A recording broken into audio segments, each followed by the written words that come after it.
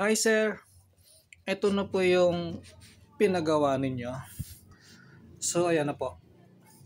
So nakalock po siya. Ayan o.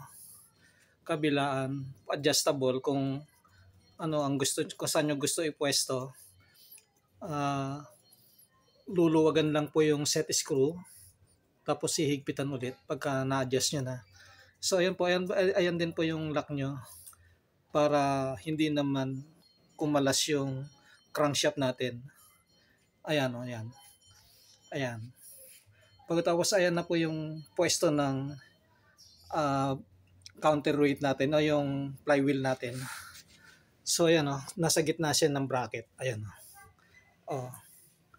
Nasa gitna siya ng bracket. So ibig sabihin para gupit na siya sa bracket, kailangan naglagay tayo ng spacer para hindi atras abante o hindi naglalaro yung ating flywheel. Steady lang siya sa pwesto niya. Ayan ang spacer. Para ito hindi gaganon-ganon.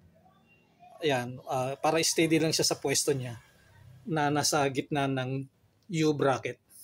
Ayan po ang U bracket. Pagkatapos, ayan po sa connecting rod natin, gumawa din po ako ng lock. Bahala na po kayo kung saan nyo ipupwesto. Luluwagan lang yung set screw. Pagkatapos ipwesto kung saan ipupwesto. Pagkatapos higpitan nyo na. Ayan. So yan, ayan po yung flywheel natin na nakakabit sa U. Ayan. Pagkatapos, ayan yung nakalock o. Ayan o, meron ding set screw. Ayan o, may set screw din. Nakalock. Para hindi ito atrasabante. Para hindi siya magganon. Ayan. Steady lang siya. So yun, ayan. Ayan, adjustable po yan. Kung saan nyo gusto ipwesto, ayan. Ayan, may clearance. So, kung saan nyo siya gusto ipwesto. Ayan o. Pagkatapos, ayan. Dito tayo sa connecting rod. Ayan o. Depende rin kung saan nyo gusto ipwesto. Tapos ilalock nyo lang yung lock natin. Pagkatapos, ito po yung sa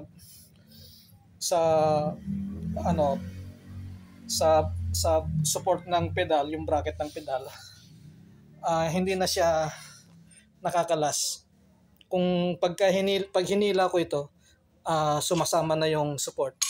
Sumasama. Pero pwede nyo makalas yan dahil luluwagan lang yung tornilyo. Ayun o.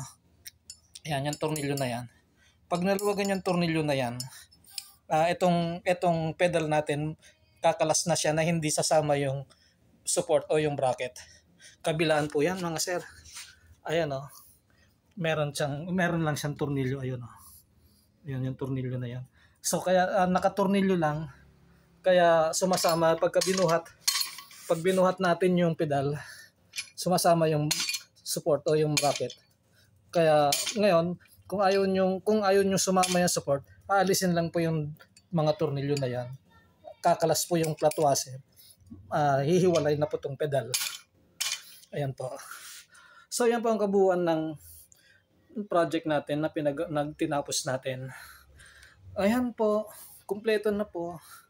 Pwede nang kunin to mga sir. Kunin nyo na po ito. Pwede na po ito. Anytime. Pwede nyo na pong kunin. Umiikot na po yan ng dahan-dahan. Ayan o. Dahan-dahan. Dahan-dahan umiikot po yan. Ayan. Ayan. Ayan, dahan-dahan. Ayan o. Ayan o, dahan-dahan. Ayan, umiikot na po yan o. Ayan, wala siyang sabit. Maganda yung ikot niya. Walang sabit. Ayan. So, umiikot na po yan.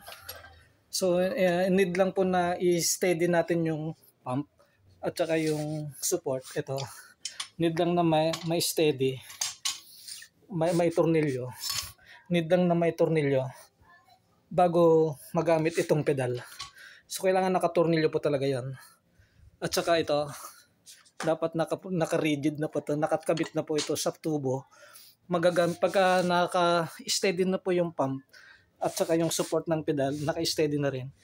Pwede nang gamitin tong pedal. Yun lang po. Salamat. Bye-bye.